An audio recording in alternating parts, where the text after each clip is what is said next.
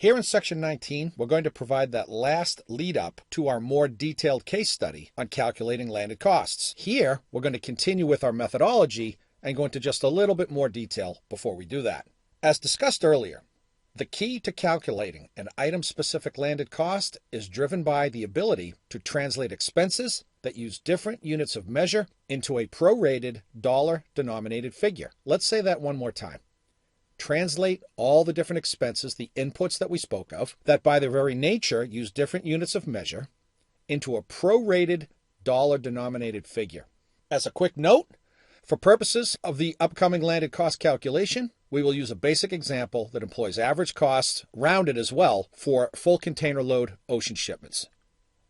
As we've said a couple of times now, and we'll repeat again here without apology, in general terms, the expenses and units of measure that must be isolated include the following: the unit cost of the item as expressed on a dollar basis, transportation-related costs on a per cubic meter basis, any ancillary transportation charges per shipment, documentation and service fees, which are also levied on a per shipment basis, and customs duties, which are normally charged as a percentage of the value of the goods. A quick trade tip to throw in: an important best practice is to first calculate each cost by its unit of measure, and once all are expressed on that dollar basis, then add them to the unit cost to arrive at landed cost. In terms of the steps for calculating landed cost, let's focus in on ocean transportation and what constitutes that expense. To repeat once again, the universal unit of measure for ocean freight is the cubic meter, a CBM, as it's referred to. When working with full container load shipments, 40 footers, 40 high cubes, 45 footers, the total ocean freight cost must be expressed by the cubic meter. But again, it's not just the port-to-port ocean freight. There's bunker surcharge, there's terminal handling fees. We need to lump those all together and then come to a per cubic meter figure. The third bullet on this slide is very, very critical. When prorating ocean freight charges on an item-specific basis, the key is to determine how many units of an item fit into a cubic meter. Let's say that again. And this is precisely why we talk about important things like case pack quantity, like the dimensions and weight of a carton. Again, the key is to determine how many units of an item fit into a cubic meter. Is it a case pack quantity of 1 that happens to take up, as a carton, 1 cubic meter?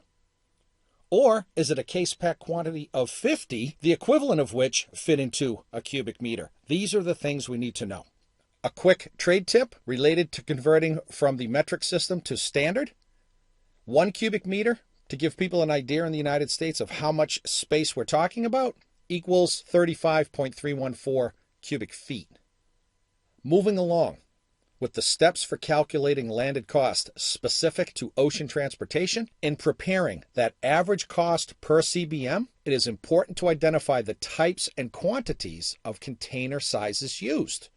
Specifically, the number of 40 footers, 40 high cube, and or 45-foot containers used in a year by a given importer. It should be noted that while we're talking about different container sizes, it's not out of the ordinary to see an importer use a variety of different containers, depending on the nature of the product. The heavier the product, the less likely that an importer is going to use a 45-foot container. Why is that? Because the goods will reach the weight limitations of a container long before they reach the space limitations of a container. That's really why some importers use 20-foot containers, because they happen to be importing very heavy cargo. It wouldn't make sense for them to use a 40-foot container because, again, they'd max out the weight capacity of the container long before the space. The more voluminous the cargo, it takes up a lot of space but doesn't weigh very much, the greater the likelihood that 40 high cubes and 45-foot containers will be used. As we've said a number of times, it is equally important to ascertain the average utilization of each container type. You'll note again that we're using the word average. We saw it in the first bullet point. We see it in the second bullet point. Averages are not optimal for international trade, but sometimes we don't have a choice. When we're talking about the utilization of a container, as we see in our sub-bullet point, we're talking about what percentage of the space in a container that is actually utilized. And along those lines, it is fairly common to see importers getting 80% utilization out of a container, 85% utilization. In fact, one way to drive down landed cost over time is to make better use of the container space available. More on that further down the path. As a trade tip, and consistent with the idea of maximizing container utilization, experienced importers have minimum container utilization rules in place with their vendors. Which is to say, if a vendor doesn't have at least 55 cubic meters of cargo to put in a 40-foot container, they have to wait till they make some more merchandise. Same can be said for high cubes. Same can be said for 45-footers. It's normal for importers to have those container utilization rules in place, expressed on a per cubic meter basis. On the low end, 55 cubic meters for a 40-footer, 60 cubic meters for a 40-foot high cube. Depends on the importer, depends on what they can agree to with the overseas supplier, but it is a best practice to have minimum container utilization requirements in place. Let's talk some more about this idea of container utilization in the form of a supply chain perspective entitled, oddly enough, Container Utilization and Landed Cost. Another factor that must be taken into consideration when calculating landed cost is the concept of container utilization. Equally applicable to both ocean freight and domestic truck and/or rail transportation, utilization comes down to how much of the available weight or space in a given container is actually taken up by merchandise. Again, containers are going to have a weight limitation and a space limitation. Knowledge of container utilization throughout the year is important for landed costs for a number of reasons. With regard to ocean freight, when full container load shipments are used, the U.S. importer pays for the use of the entire container, regardless of whether or not it is full. This means that the more merchandise that can be loaded into a container, the less the prorated item-specific unit cost will be. While this concept makes a lot of sense and sounds easy, it is not so easy to do. There are a number of reasons why the space capacity of an ocean container might be underutilized, most of which can be worked on as a continuous improvement initiative with the supplier. For example, an overseas vendor simply may not have enough merchandise to fill a container. If the importer can wait, the supplier can be required to put more merchandise in that container as they produce it. Conversely, and this is fairly common, a vendor may pallet load a container versus floor load, which creates a lot of dead space in the container.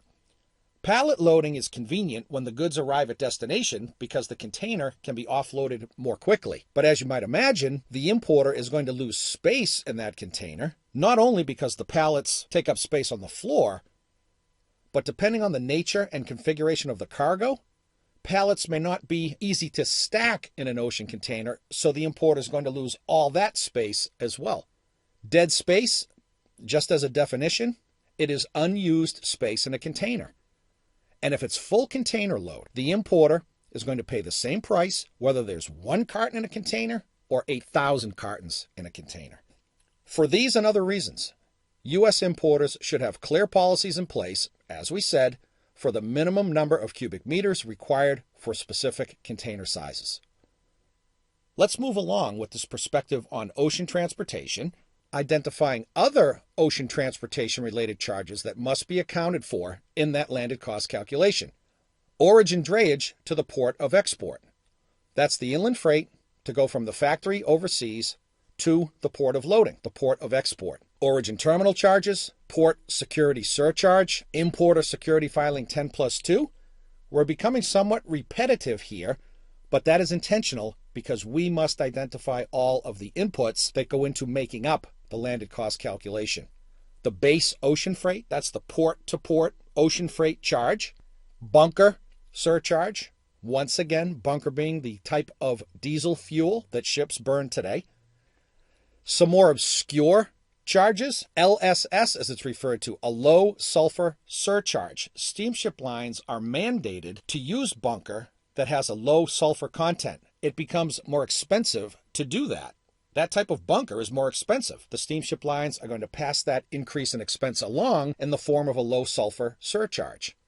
any documentation charges from the carrier, the steamship line, documentation charges from the forwarder as well, destination terminal charges at the ports here in the United States, destination drayage, that's the short haul trucking from the port of arrival, and the drayage of ocean containers to a destination probably not too far from the port, chassis fees, which are daily rental fees for the chassis that carry the ocean containers, and as we've noted a couple of times and even went through a supply chain perspective on, demurrage and or detention. That can be a real killer from a financial perspective.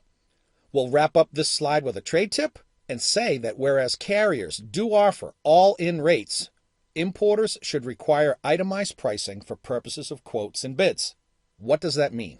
That we can go to a carrier, a steamship line, or an ocean freight forwarder and get offered an all-in rate. $3,000 for a 40-foot container from the port of Santos to the port of Charleston, South Carolina. All in. Well, that's good, but what does all in really mean? We want a breakdown of what all the inclusions are in that all-in rate, because sometimes all in really doesn't mean all in, and if we don't identify all of the all-in costs plus any extra costs, we know that our landed cost calculation is going to be wrong. Okay, that was the build-up to our more detailed case study. And when we come back, that is precisely what we're going to get into. You might want to bring a calculator along for the remainder of this module.